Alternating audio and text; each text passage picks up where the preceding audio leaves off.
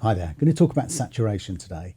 People commonly talk about saturation plugins and using saturation effects and outboard and stuff on percussion sounds, on drums. What I'm going to focus on today is, can you use it on other instruments? Why would you use it on those instruments? What does it do? So very briefly, saturation refers back to, or certainly tape saturation would refer back to the ability of a piece of magnetic tape coated in iron oxide particles to be able to accurately reproduce the signal that is being fed to the tape.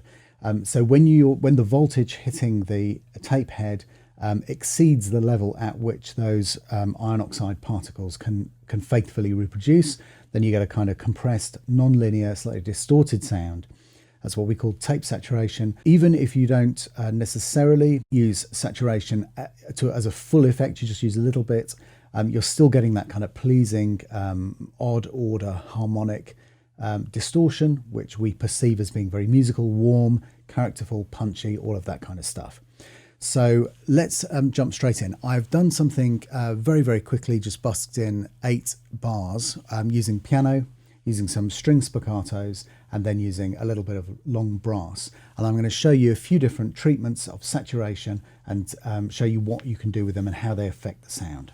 So first up, let's check out a little bit of piano. So we've got 4 different treatments here. I've got 2 that are outboard and I've got 2 that are plugins. So the 2 outboard ones, the first one is going to my overstayer saturator. And as you can see, the only part that I'm actually not using is the low cut. Everything else I've got dialed in a little bit, and I've got a kind of blend of sound just to set something that's probably a little bit heavier than I would tend to use in practice. But just to make sure that you can very clearly hear how the saturation is changing the character of the sound. Here's the piano without.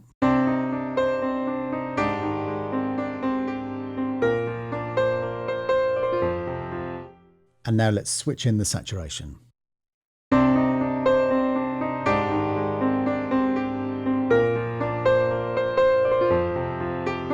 So it's quite a subtle difference, but I'm going to switch it in and out so that you can very clearly hear when it's actually happening and when it isn't.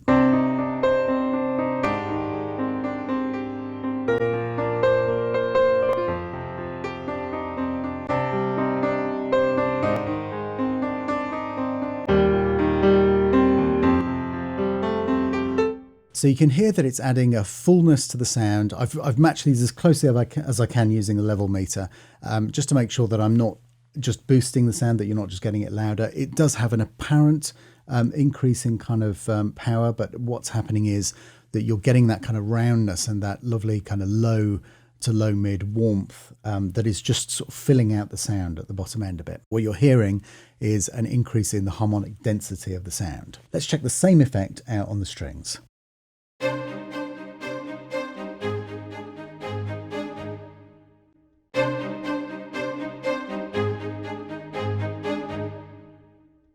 So you can hear it's just kind of almost like a more 3D sound. It's really interesting. It changes the character and the feel of the sound. I'm going to switch it in and out as the strings play so you can hear.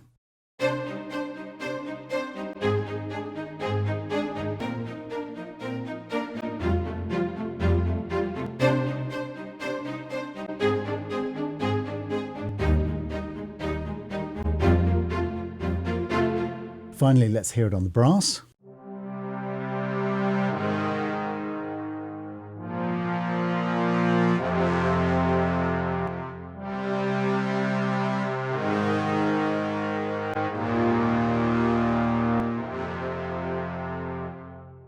So hopefully you can hear there, it's kind of adding a kind of fullness to the sound. I'm just going to show you by holding down a low brass. Just by the way, the sounds that I'm using, so you can try this at home. I'm using the Hans Zimmer piano as spot A. I'm using the Albion 1 strings and the Albion 1 low brass. So just going back to the brass, if I hold down a low, octave and fifth,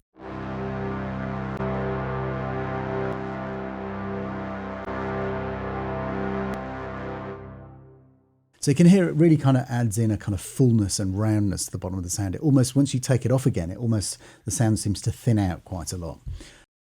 So let's go back to the piano. We're checking out the second of our outboard units now, which is Electrons Analog Heat. There are 8 different analog circuits within this box, but I'm using the saturation circuit, and that sounds like this.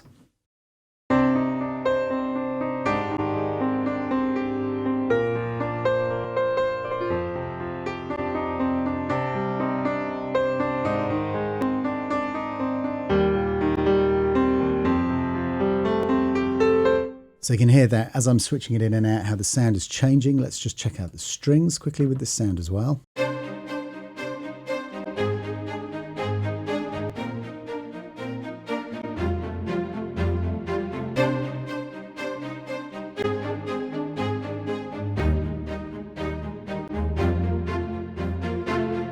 That one has a really interesting effect on the ambience as well of the signal. It's really pulling out some texture in the ambience there, in the kind of room sound that we're getting from the strings. Finally, listening to the brass, and again, let's do that low test.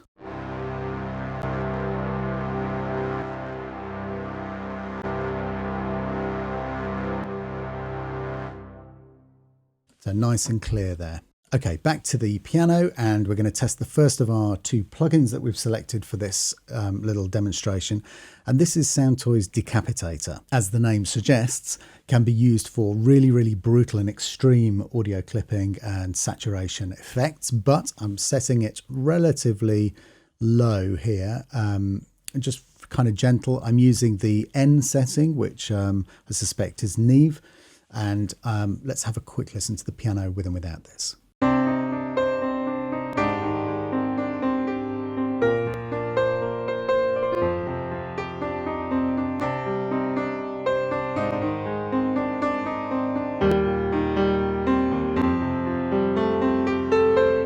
Let's check it out on the strings.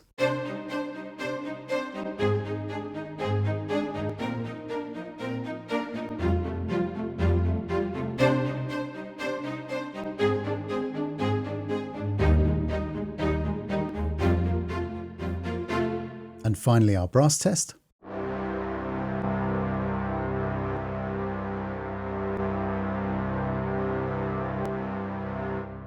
So a little bit more subtle the way that I've got it set, but still a very pleasing, nice sound to listen to.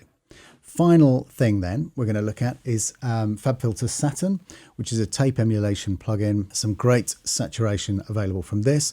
I've taken one of the presets which I like, which is called Magic Mastering, and I've made a few tweaks to it. So the most significant things that I've changed the drive a little bit, but I've also kind of evened out. It had a certain amount of EQ set into the 2 different bands, and I've kind of flattened that out pretty much. I've got just a tiny bit left in there, as it's kind of part of the sound with this plugin. So let's have a quick listen to the piano, and we'll switch it in and out as we go along.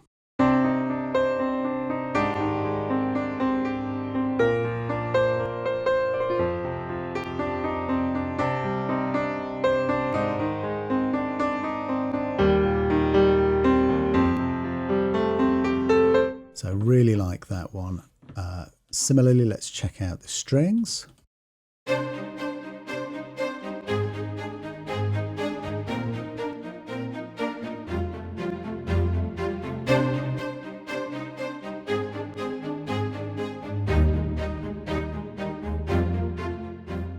Again, it's pulling some really interesting information out with the low end.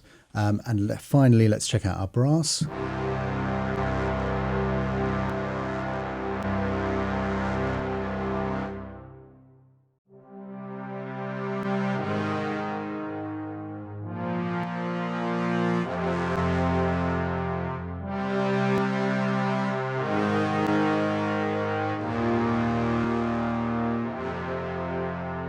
So one thing that we can do, obviously with our outboard, we can't put all of the instruments through. It's going to totally change the character of what's actually happening and really overload the outboard gear. But what we can do with the plugins is just switch them in and off on our little 3-track mix, just to see what the overall effect is. Now, as I say, I've got these set probably slightly hotter than I would usually set this kind of stuff, just to kind of give a really clear, hopefully you can hear this through YouTube's compression, but kind of give you a really clear idea of what's going on. So this is going to sound a little bit more muddy than I would usually hope for, but I'm going to switch all three of them in and out using first of all, the Decapitator.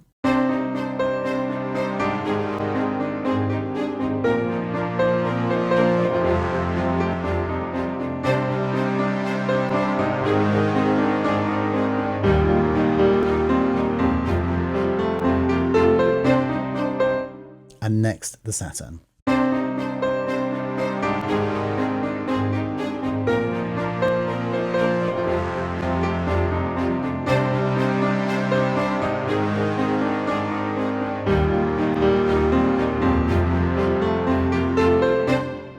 So what would be my advice on how to use saturation on your instrumental tracks, on your orchestral tracks and things like that? One of the things that you'll see if you watch a really good mix engineer working in the box or out of the box is that they're commonly using either plugins or outboard gear that is giving some kind of non-linearity, some kind of saturation type effect. Either as a byproduct, or sometimes people run stuff through gear with all the settings nulled because they just want to get the sound of that analog circuitry into the part. These are very small incremental differences, but when you add them up over the whole thing, it adds to a really significant change in the kind of vibe and excitement of the end product. It's not something that I understand that you would do on every single track. But there are places where just adding a little bit of this just gives you a little extra bit of excitement to the individual components in your track. And then when you add that up across the whole mix, you get a really significant change. So I would say it's really, really something worth experimenting with. And it's this kind of thing, which is one of the joys of not having any more, like I used to do, racks and racks of outboard PCs with my whole orchestra loaded onto them. When now, in the current day with these, amazingly powerful machines that we have now, you can start to just experiment with individual instruments and you can add your plugins on. It's not trying to kind of work out exactly which machine a certain part is on. And it's really just down to loading up a track and just experimenting with stuff. And that can be with this kind of thing, with saturations, it can be with delays, it could be with different reverb treatments, just to get that extra edge, that extra few percent on every little component in your track. And that's the way to get a really exciting sound into your tracks. So I hope that some of that's been useful. I'll put links for the gear that I've used below. Check it out and see you on the next one. Thanks for watching. Bye-bye.